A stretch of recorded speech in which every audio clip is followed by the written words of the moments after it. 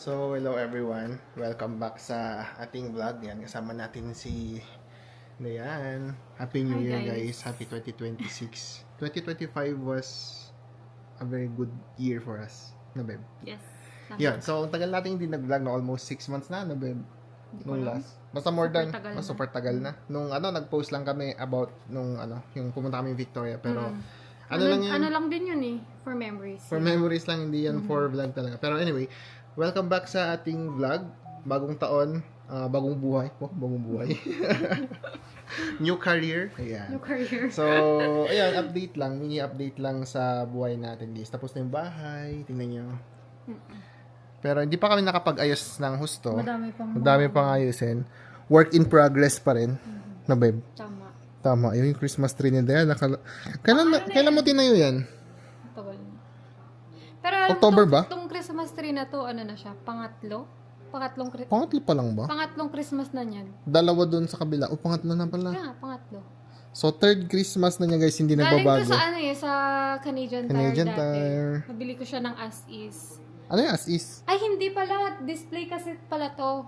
Ay, tapos Tapos binenta sa mga empleyado. Mm-mm. Oh, ang ganda, oh. Pero siguro baka next year, ibang color. Mag-ibang na kulay? yung mga ornaments. Kasi ito pangatlong ganyan eh. Pangatlong gold, no? Green tsaka gold. Gusto sana namin mag-white din next time. Pero, Hindi, gusto ko red sana. red? Hindi, mahirap kasi i-white eh. Kasi green yung yung tree mo eh. Eh, kung sabi mo white. Ay, mahirap. Magpapalit ka ng tree. Mahal ang tree. Hindi, no? So yun guys, may mga Ornaments regalo pa lang. dyan. Hindi pa namin nabuksan yung mga gift Feeling. nung 25. Lalo na yung gift ni Dayan sa akin, hindi ko pa nabubuksan. Hmm. Hindi ko pa nabuksan yun. Buksan mo na hindi. Ginamit mo na nga eh. Ginamit ko na. Yung pants mo. Paano? Yung brown, yung Levi's. Tingnan nyo guys, nakalimutan kong ginamit ko na pala. So anyway, yun nga, medyo tapos na yung bahay. Mamaya kung may chance tayo, Mamaya. ikot tayo Wala dito. ka nang Hindi, kahit ikot lang tayo dyan. Ewan ko kung makakaikot tayo. Wala na, anong oras na. Anong oras Tapos na? dadating na yung mga bisita natin. Yeah, so, ano kasi sa amin, Next time na lang siguro.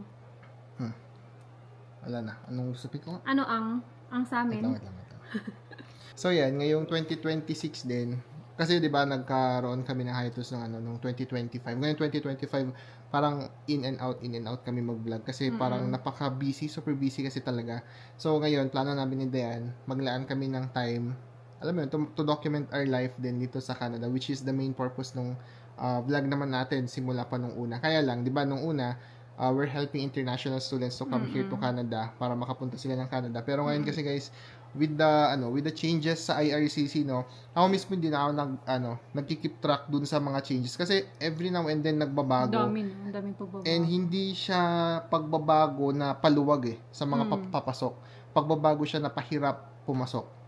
Tama ba? Pumasok. Pahirap pumasok dito sa Canada. Kaya ewan ko, narinig nyo na parang hindi na gaya dati yung Canada na madaling pumasok, ganyan.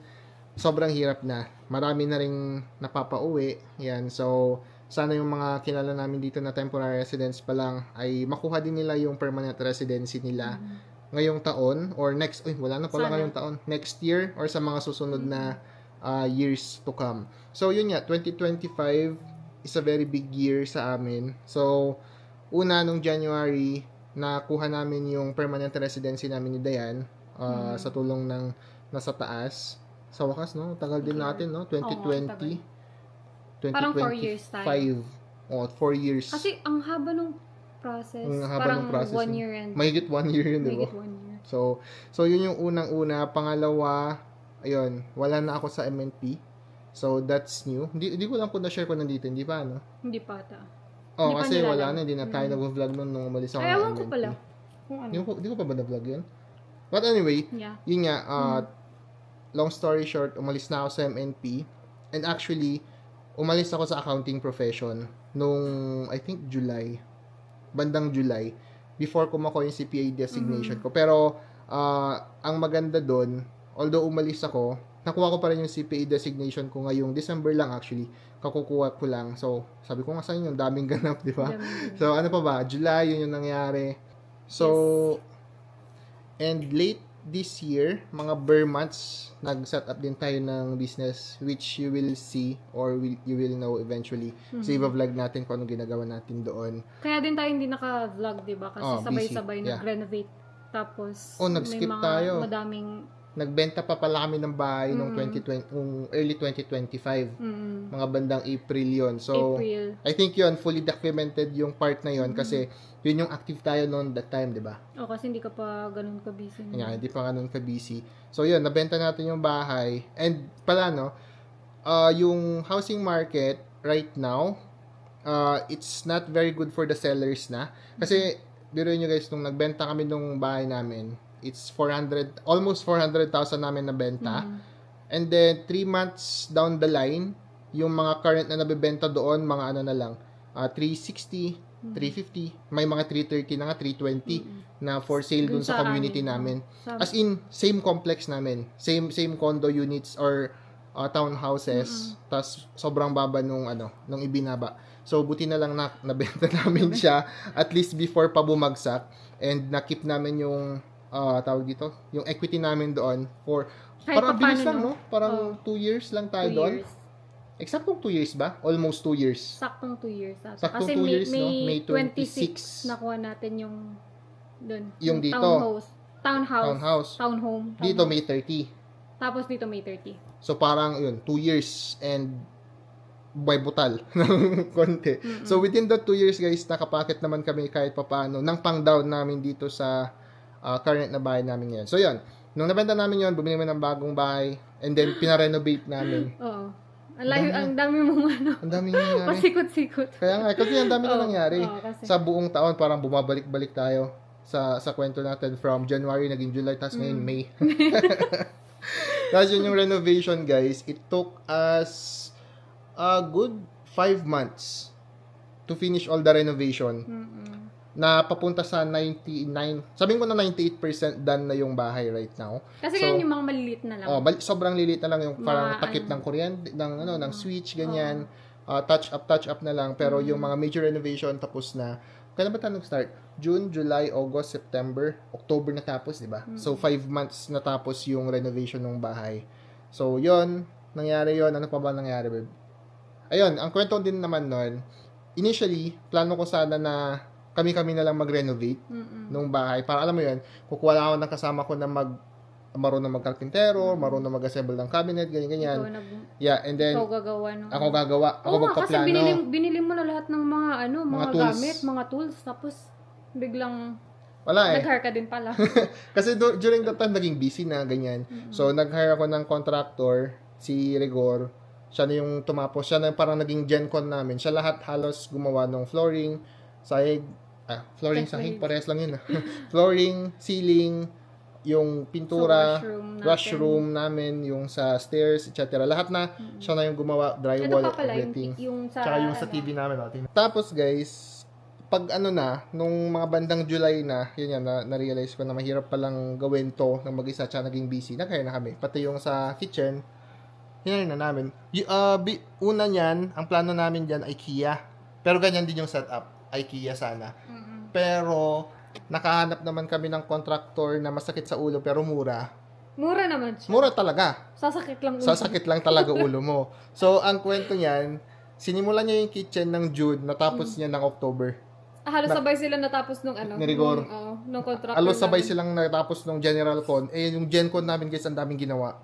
As in, buong bahay ni-renovate niya. Hindi naman buong bahay. Mostly dito sa baba. Kasi parang, kung babalikan mo yung dating listing nitong bahay, konti na lang yung makikilala mo na Sa taas itsura na lang. niya.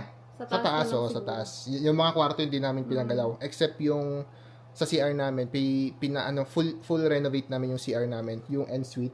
Pero dito sa first floor, siguro 5% na lang yung yung makikilala mo from the old, no? Ang daming binaklas, daming tinanggal, yung kitchen kasi remodel talaga siya. Hindi lang siya palit ng cabinets. Total remodel. Nilipat namin yung sink, nilipat namin yung ref, nilipat namin lahat ng pwesto. So, malaki-laking malaki-laking trabaho. Ano pa ba nangyari? So, yun, nag-renovate kami. And then, 2025 din, pumasok din ako sa larangan ng mortgage through Ate Jillian Cortez, my mentor. Pakahusay talaga nila ni Kuya Ed. And yun, hopefully in the near future, makuha ko din yung license ko. Kasi I already passed my 2 exams. Kasi yun, sa pagiging mortgage broker, kailangan mo lang mag-take ng 2 course. Pero yung 2 course na yun, guys, mahirap din siya. Mahirap din siya. I won't lie, mahirap siya. More on analytical. Yung analytical thinking mo talaga gagana, critical thinking mo, yan gagana talaga lahat yan.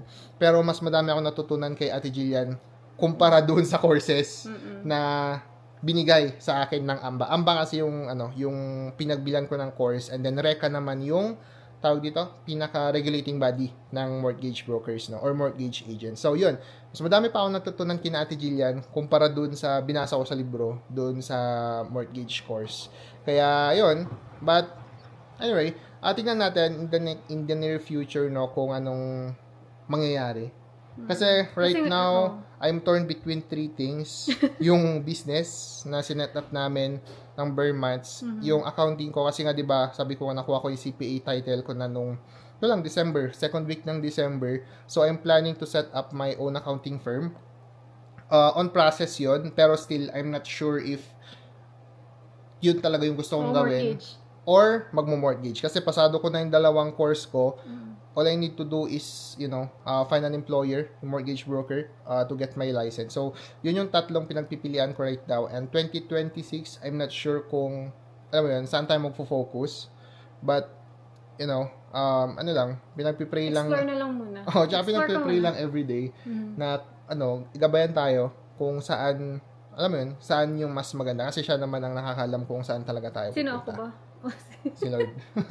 At ikaw.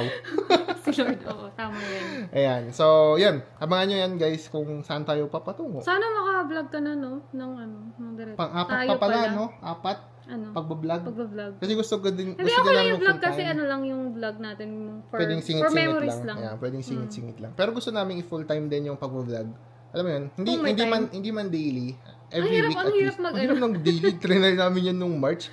So, nakaka-drain ang pagdi-daily vlog, no? Tsaka, wala ka na maisip ko anong topic sasabihin mo. Tulad ngayon, wala kaming maisip na topic. Tagal-tagal namin natenga, pero wala kaming topic. Kaya live update na lang. Ano pa ba, babe?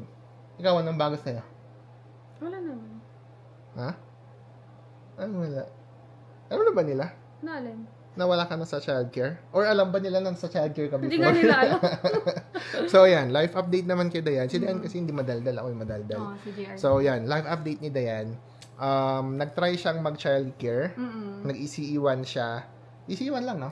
Kasi ilan yung free. Oo. Free course kasi yung ECE1. Kumbaga, trinay ko lang muna kung magugustuhan ko. Para kung gusto ko, nagustuhan mo naman. ako. Kahit pa paano. Ito Pero lang. alam mo yun, yung interest niya ganun, tapos unti-unting bumaba. Yung patience ko, hindi siya ganun kahaba. So, ayun.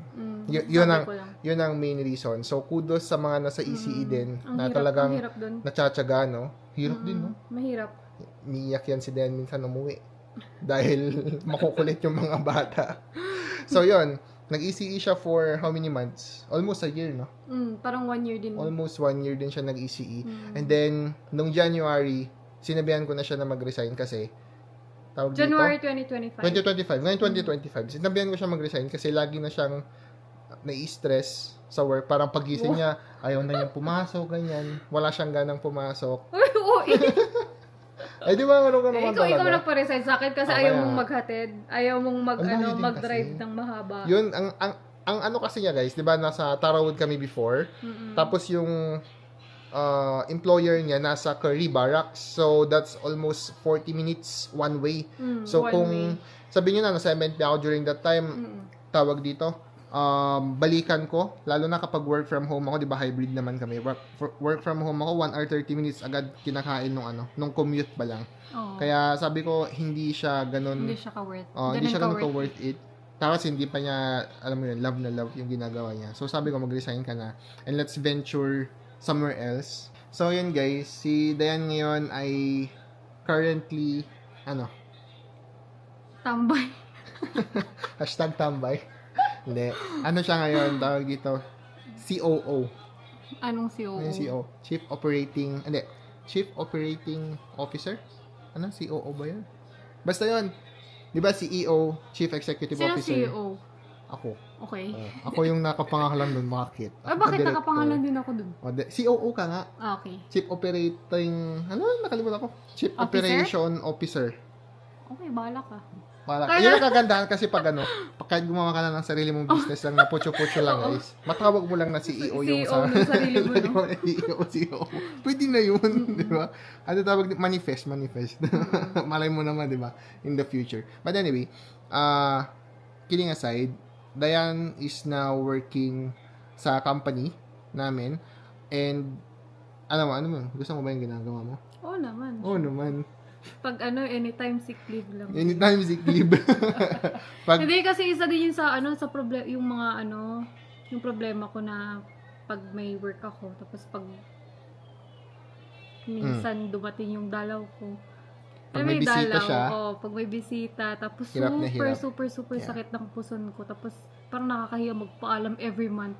Yes. Kaya ang advantage lang nung business mo kasi nakaka-leave lang ako ng anytime. Oh, leave without notice. Oy, nagsasabi ako. Sa umaga. May truck ako So, kasi sabi ko, trinatrack ko yung ano ko. Oh, may ito. dala ako next week. Wala ako next week. Baka next week hindi ako makapasok Yeah. Ano. So, yun. Makikita nyo kung anong ginagawa namin ni Diane later on. Maybe in the future, future vlogs natin siguro. Tignan natin yung daily life namin na ginagawa namin doon sa business. And yun, ano pa bang mga bago sa atin, babe? Ayun, nag-aaral si Diane. Kung hindi nyo alam, nag-aaral siya ng... Ano yung aral mo? Huwag ko sabihin yun. Ng bonjour, guys. Sabi kasi ni Jer, pag natuto daw akong mag-French, ipupunta daw niya ako sa... Saan? Paris. Hindi sa Parisan na. Ni Diwata. Ayun, so nag-promise ako kay Diane na pag natuto siya mag-French, pupunta kami ng Parisan. Maniwala, di pa nga tayo nakakawin ng Parisian. Pilipinas. Yan nga, yun yung gusto kong mangyari din, umuwi ng Pilipinas. 5 years na kami dito, guys. Di pa kami nakakawin ng Pilipinas. Ano nga ang gagawin natin? Pag may nag-sail away tayo. Pag may nag-sail away tayo. Mm. Pabulong pag may nag-sail. So, yan, nag-aaral siya ng French. Bonjour. Dami na din niya alam. Au revoir.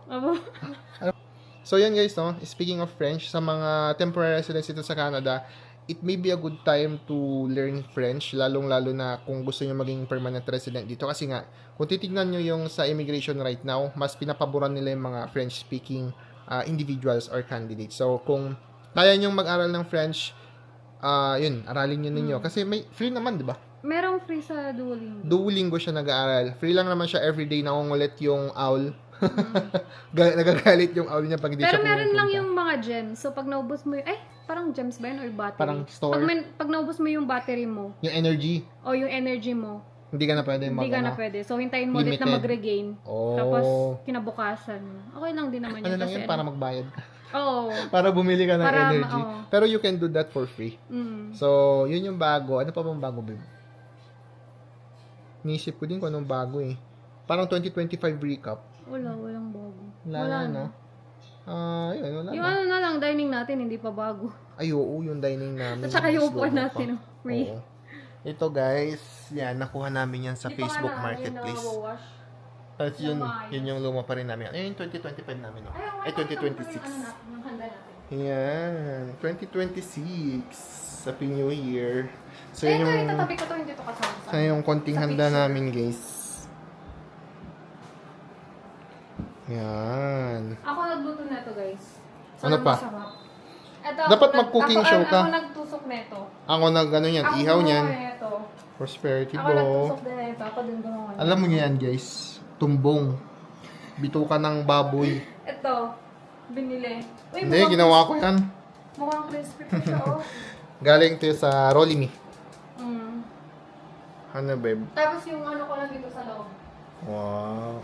Ito guys, yung kusina ni Diane. Tingin, babe, ng ano mo? Ng ref mo? Buko pandan. Saan? Ay, yung buko pandan. Ayan, gawa ni Jason. Gawan. Gawa niyong dalawa, di ba? Mm-mm. Ano pa ba? Nihila mo na ako. Pinapakita ko pa yung kitchen mo. Oh, yan yung kitchen ni Diane. Say hi. Hi. Hi. Naghanap kami ng mas malaki dito, guys. Kung meron kayong alam na bilihan, nakuha lang namin to sa Costco. Gusto sana namin yung mas malaki. Kasi pag inalis na natin yung yung Christmas tree, gusto namin may malaking plant. Yung lagyan natin ng malaking. May malaking plant doon sa Christmas tree na area. Oo, Tapos ito, parang guys, hindi siya ganun kaano. nasyungahan ko to, di ba may fireplace? Tapos, naglagay kami ng sabit. Nasunog to, guys, oh. Nalunag. Kaya hindi namin ma-on ngayon. Kung papansin niyo, ito makapal. Makapal. Pero pagdating dito, skinny na siya. Kasi nalunag siya dito. Dito rin namin ma-on. Yung mga regalo. Ano, babe? Ano pang bago? What's new? Walang bago. Anong bago? So, yun yung 2025 recap namin, guys, no? So, we wish you guys a happy and prosperous 2026. Tama ba yung pag-pronounce ko ng prosperous? Yun, masaganang 2026 sa inyong lahat. And Sa ating lahat. Sa ating lahat. And sana, kung ano man yung, alam mo yun, goals ninyo, makuha ninyo. And yung, kung gusto niyo maging PR dito, pag-pray nyo lang yan and explore different paths para makuha ninyo yung PR ninyo. God bless sa inyong lahat. Sa ating lahat pala. Lalo na sa family din namin dyan sa Pilipinas. Happy New Year po. Both sides. Happy New Year. Happy New Year. So, yan lang guys for today's video. Sana makapag-vlog kami na mas madalas, no? Makita-kita tayo ulit. So, yan guys. Thank you so much for watching. Again, this is Edwin from Dre's Canada Vlog and this is my loving wife. Ayan. So, always remember to stay humble and always stay focused sa inyong mga goals. And as always guys, we'll see you sa next vlog. Bye!